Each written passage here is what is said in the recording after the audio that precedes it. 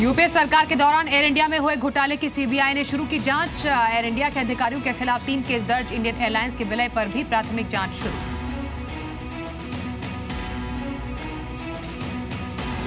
Air India की संपत्ति बेचने पर एक्शन तेज। पीएम के प्रिंसिपल सेक्रेटरी नृपेंद्र मिश्र ने एविएशन सचिव और एयर इंडिया चेयरमैन के साथ की बैठक। जी बिजनेस एक्सक्लूसिव खबर। बेचने या लीज के लिए 21 जमीनों की हुई पहचान।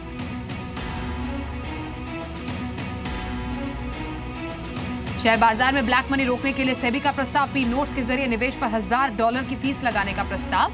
पी नोट्स के गलत इस्तेमाल पर रोक लगाने की कोशिश।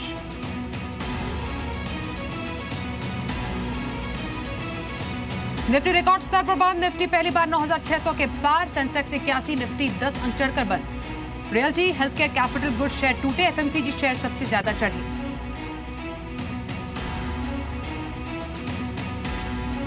एल&टी के अनुमान से अच्छे नतीजे। कंसोलिडेटेड मुनाफा 23% बढ़कर 3020 करोड़ रुपए। आय भी अनुमान के मुताबिक रही। 2 शेयर के बदले 1 शेयर की मंजूरी। 21 रुपए प्रति शेयर डिविडेंड का भी ऐलान।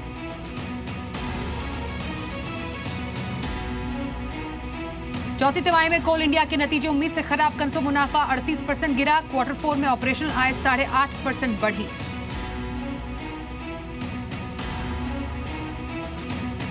बीएचईएल के नतीजे उम्मीद से बेहद खराब। क्वार्टर 4 में मुनाफा 506 करोड़ रुपए से गिरकर 216 करोड़ रुपए। कंपनी की आय में भी गिरावट। 31 मार्च तक कंपनी की कुल ऑर्डर बुक 1.05 लाख करोड़ रुपए।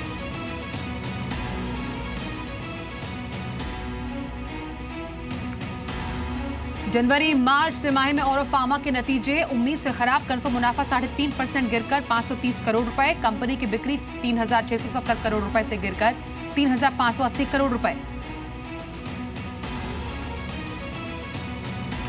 4 देशों की यात्रा पर पहले जर्मनी पहुंचे पीएम मोदी। जर्मनी के अखबार को दिया इंटरव्यू। कहा, आतंकवाद मानवता के लिए सबसे बड़ा खतरा। यूरोप आतंकवाद के खात्मे में निभा सकता है बड़ा रोल। एनपीए हो चुके इंफ्रा प्रोजेक्ट्स में फिर से नई जान भरने की तैयारी। जी बिजनेस की एक्सक्लूसिव खबर। एनआईआईएफ करेगा एनपीए इंफ्रा प्रोजेक्ट्स की फंडिंग। अटके प्रोजेक्ट्स को मिलेगी रफ्तार। बैंकर्स और एनआईआईएफ की बैठक इसी हफ्ते। किसानों की कर्ज माफी का क्या हो तरीका। नीति आयोग राज्यों के साथ करेगा बैठक। दूसरे तरीकों से कर्ज माफी के लिए रकम जुटाने पर चर्चा।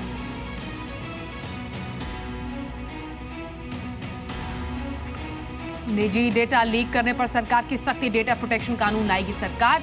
आईटी मंत्रालय बनाएगा इंटर मिनिस्टरियल कमेटी। दोषी पाए जाने पर 3 से 5 साल तक की हो सकती है सजा। जी बिजनेस की एक्सक्लूसिव खबर।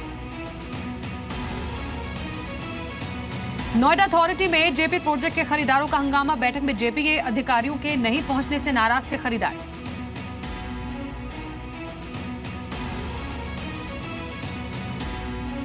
बिहार के शराब कारोबारियों को सुप्रीम कोर्ट से बड़ी राहत। शराब बनाने वाली कंपनी और बेचने वालों को मोहलत। 31 जुलाई तक स्टॉक क्लियर करने का समय।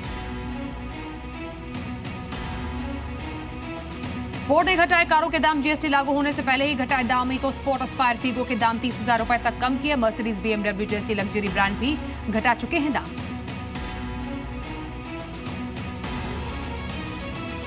कल केरल के तट से टकराएगा मानसून। मौसम विभाग का अनुमान। मानसून पहुंचने के लिए स्थितियां अनुकूल। भारी बारिश होने की उम्मीद।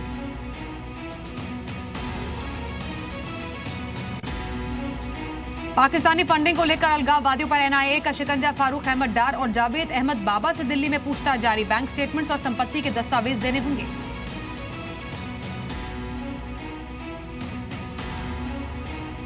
केरल कांग्रेस के 4 नेता पार्टी से निलंबित। गोहत्या के आरोप में दर्ज हुआ केस। राहुल गांधी ने घटना को बताया बर्बर और मूर्खतापूर्ण।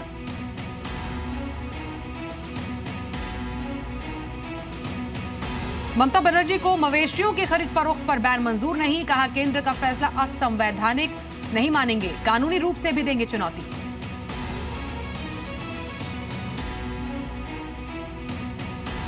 घाटी के नौजवानों को गुमराह करने वाले पाकिस्तान को गृह मंत्री की चेतावनी। कहा, हम कश्मीर की समस्या का स्थायी समाधान निकालेंगे। प्रस्तुतकर्ता पतंजलि के शुद्ध फ्रूट जूस। प्यास बुझाए, एनर्जी बढ़ाए। प्रायोजक, बेशकीमती जड़ी बूटियों से निर्मित त्वचा की प्राकृतिक कोमलता एवं सुंदरता के लिए पतंजलि हर्बल बाथ सोप।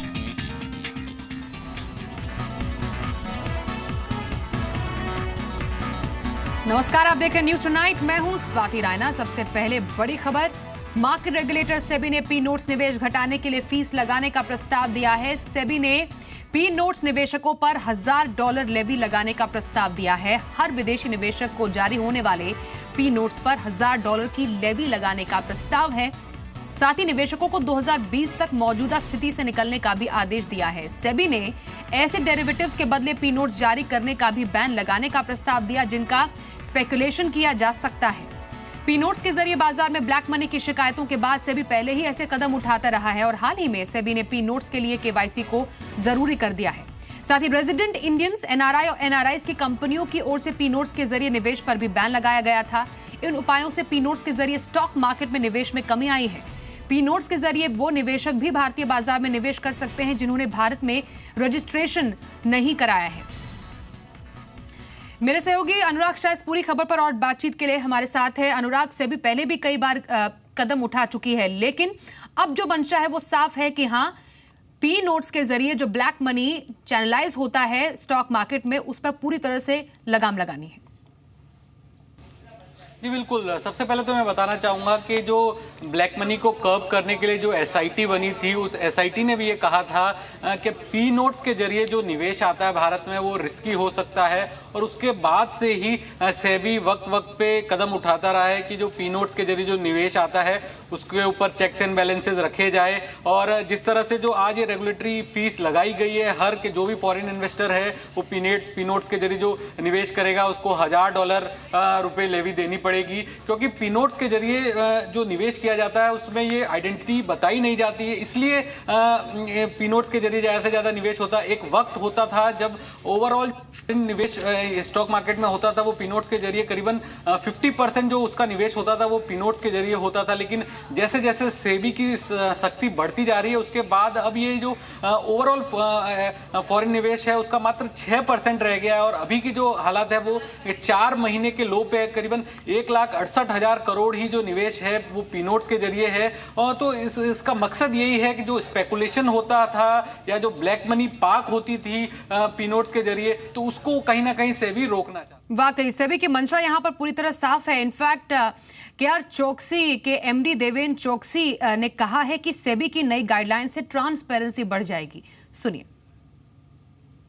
मेरा ऐसा मानना है कि काफी हद तक ये पी नोट के हिसाब से जो मार्केट में मैनिपुलेशन होता था वो काफी हद तक कम हो चुका है, घट चुका है ऑलरेडी। आई थिंक जैसे आप पहले बताया भी गया कि आई थिंक जो वॉल्यूम था पी नोट्स का, that volume has completely shrunk.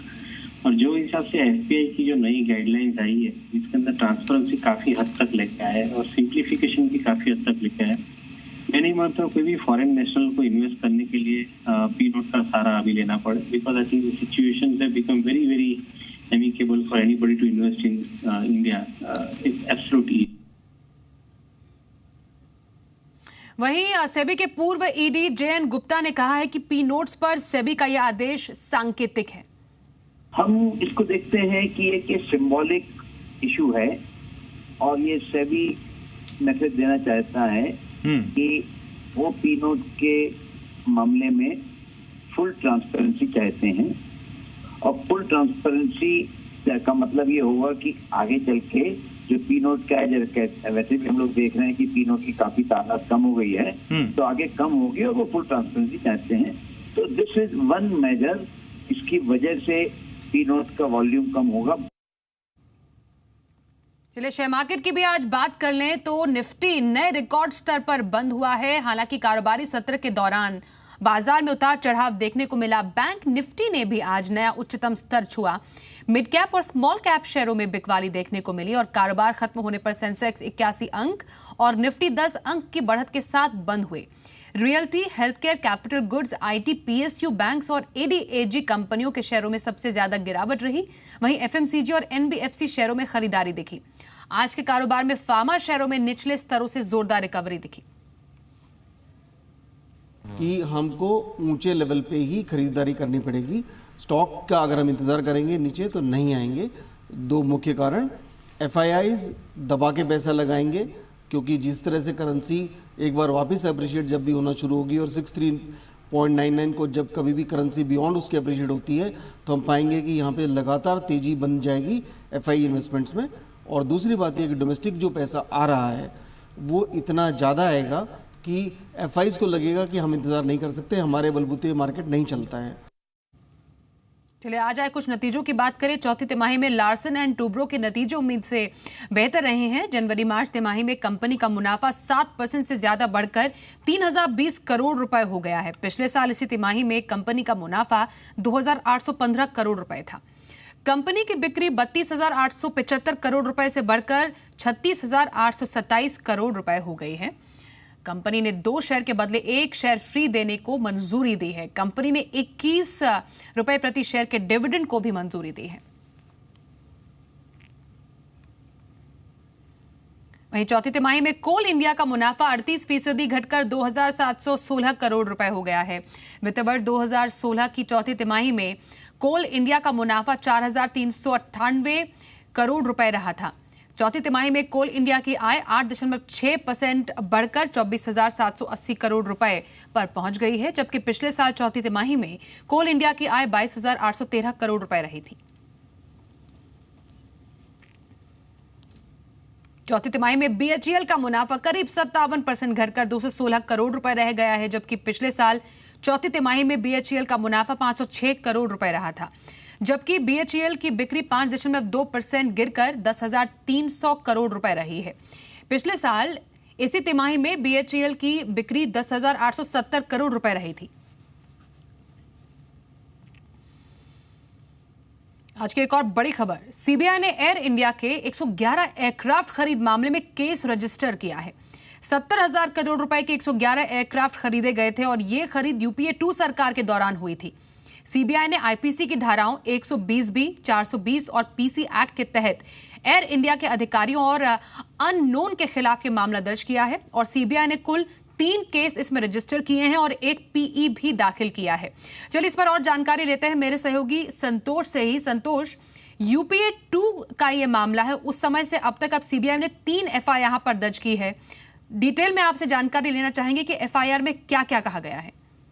देखिए, यूपीए के टाइम काल का मामला है जिसको कि बाद में सुप्रीम कोर्ट में भी ये मामला गया था। सुप्रीम कोर्ट के निर्देश पर सीबीआई ने इस मामले में जांच शुरू की थी और उसके बाद आज सीबीआई ने एक एक करके 3 एफआईआर दर्ज किए हैं और साथ में एक प्रिलिमिनरी इंक्वायरी, प्रारंभिक जांच भी इसमें शुरू कर दी गई है। कुल मिलाकर जो पहली 3 एफआईआर है उसमें से पहली जो एफआईआर है वो 111 एयरक्राफ्ट को 70,000 करोड़ रुपए में खरीद का मामला था और इसमें दूसरी जो एफआईआर है उसमें एयर इंडिया के एयरक्राफ्ट को दूसरी प्राइवेट कंपनियों को लीज पर देने की जो बात थी का जो मामला था वो मामला है। और वहीं तीसरी जो एफआईआर है उसमें जो रूट्स हैं, प्रॉफिट मेकिंग रूट्स हैं, जो प्रॉफिट मेकिंग टाइम्स थे, इन टाइम्स को प्राइवेट कंपनियों को जो देने का मामला था। तो कुल मिलाकर 3 एफआईआर और पहले 2 एफआईआर में अगर आप देखें तो एम्पावर कमेटी की तरफ उंगलियां उठेंगी और दूसरे एफआईआर में सिविल एविएशन मिनिस्टर की तरफ उंगलियां उठेंगी।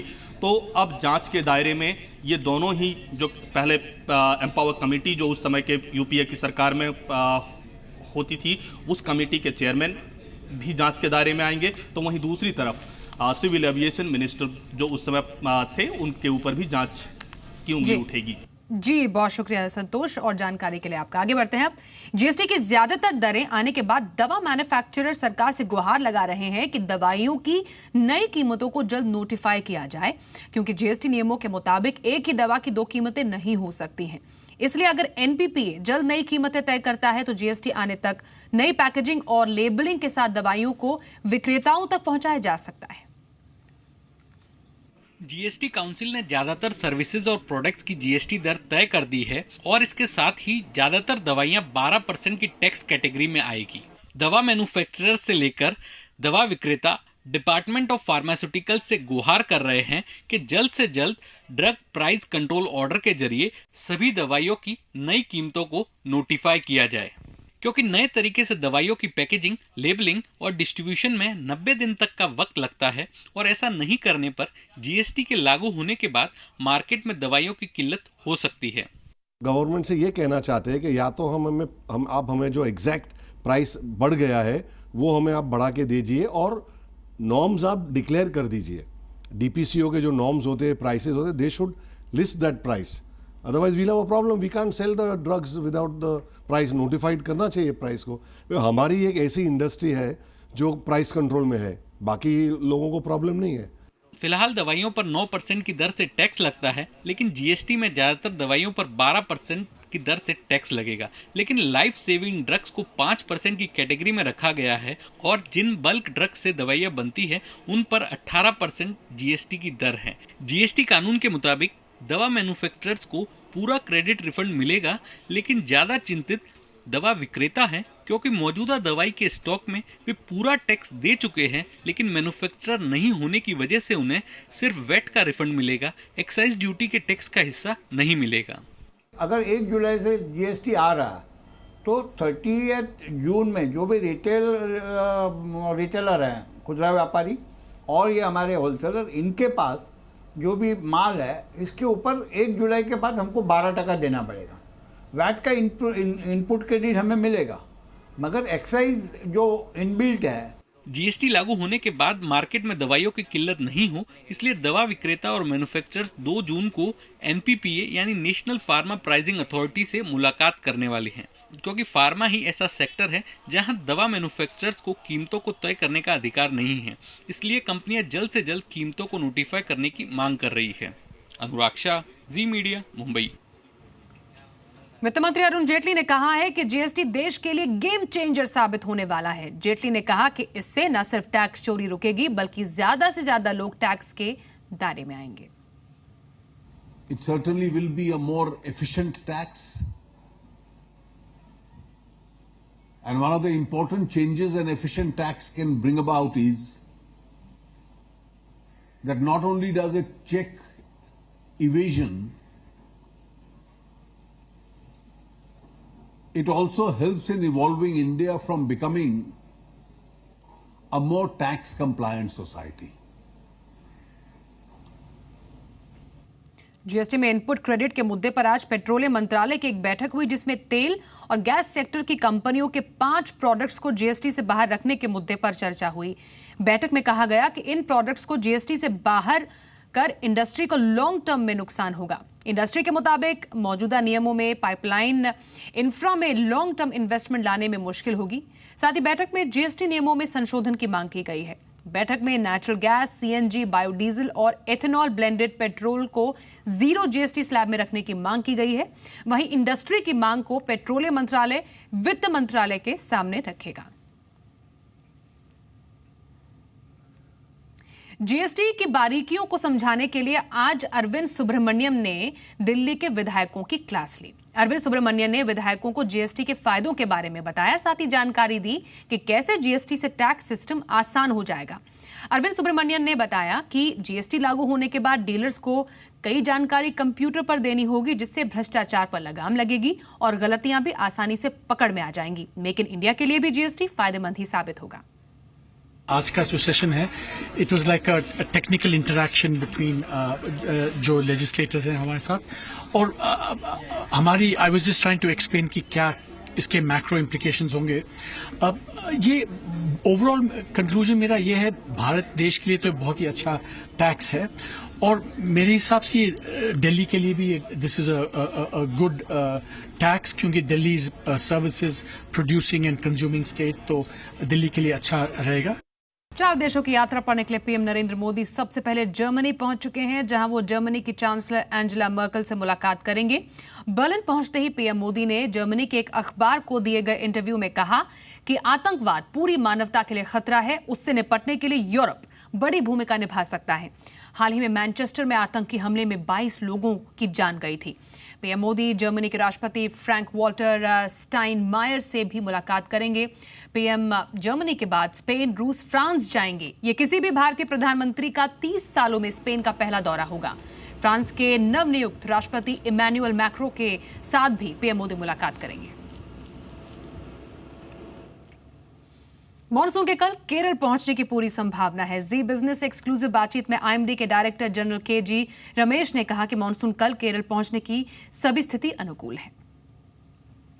कल प्रवेश करने की पूरा संभावना है. केरला के साथ साथ नॉर्थ ईस्ट में भी मानसून प्रवेश करने का पूरा संभावना बनी हुई है. अभी जो है फिलहाल वेस्ट कोस्ट की तरफ ज्यादा तेजी होगी अगले 4-5 दिनों में। वेस्ट कोस्ट ऑफ इंडिया में ज्यादा जाएगी, इधर जो है पूरा केरला कवर कर सकता है थोड़ा सा अगले 5-6 दिनों में। कल जो है उसके अनुसार जहां पे भी अच्छा है वेस्ट कोस्ट में ज्यादा होगी और नॉर्थ ईस्ट में ज्यादा होगी, बिकॉज ज्यादा मॉइस्चर सिस्टम रहने की वजह से, वहाँ साइक्लोन है ना, उसकी वजह से नॉर्थ ईस्ट में हेवी बारिश होगी, केरल में भी अच्छी बारिश होगी। जीएसटी लागू होने से पहले ही फोर्ड ने ग्राहकों को तोहफा दिया है, अपनी कारें 30,000 रुपए तक सस्ती कर दी हैं।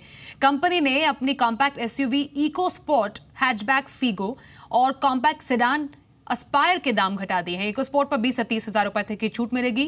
फीगो और अस्पायर 10 से 25,000 रुपए तक सस्ती मिलेंगी। फिलहाल दिल्ली में एक इको स्पोर्ट के एक शोरूम कीमत 7,18,000 से 10,76,000 रुपए के बीच है।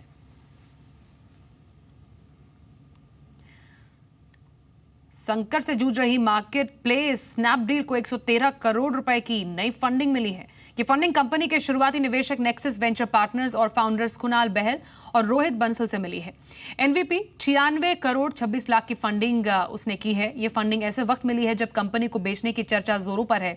नई फंडिंग पर एनवीपी और स्नैपडील से कोई प्रतिक्रिया नहीं मिली है। कैश की किल्लत से जूझ रहे स्नैपडील ने कर्मचारियों की छटनी भी की थी। तो इस बुलेटिन में बस इतना, एक ब्रेक के लिए यहां पर रुकेंगे, लेकिन आप बने रहिए हमारे साथ और देखते रहिए जी बिजनेस।